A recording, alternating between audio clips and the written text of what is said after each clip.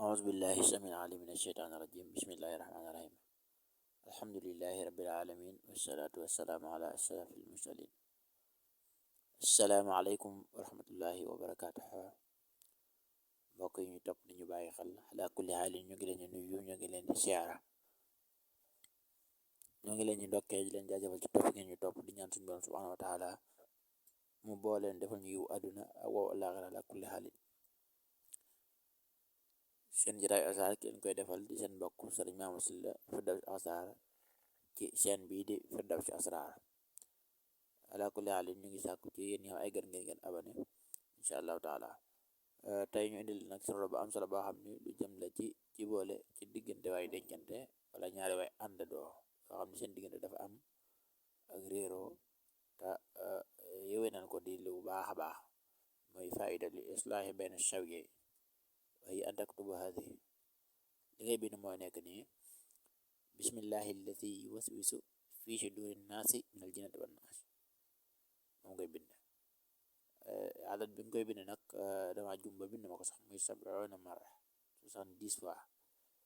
waaye nag nga yaatal wa tawsiixu saadu fi suduri naas fi suduri wa tawsiixu saad nga yaatal saad gi summa tadxulu ismul matlub fi batni shaad.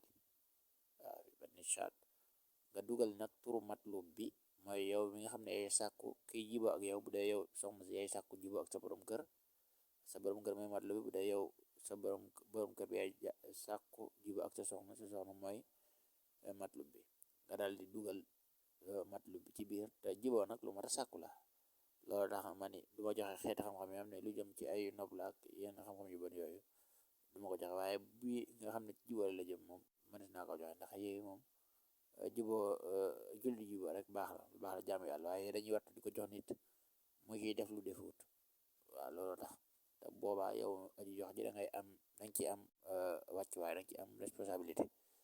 loolee la ñuy wattandiku ndax bu la ñëpp itam moom ñu bari am nañu baax waaye it am na ñoo xam ni seen yére nekkul lu gën ala kulli haal. kon nga yaatal wa tawsiixu saad fi sudur nga dugal summa tadxulu ismul matlub nga dugal ko ci biir saad gi. bu ko defee nag cangaay lay doon. waaye ala kulli xaalin day képp ko def moo xam ñaar ñu dëddale la.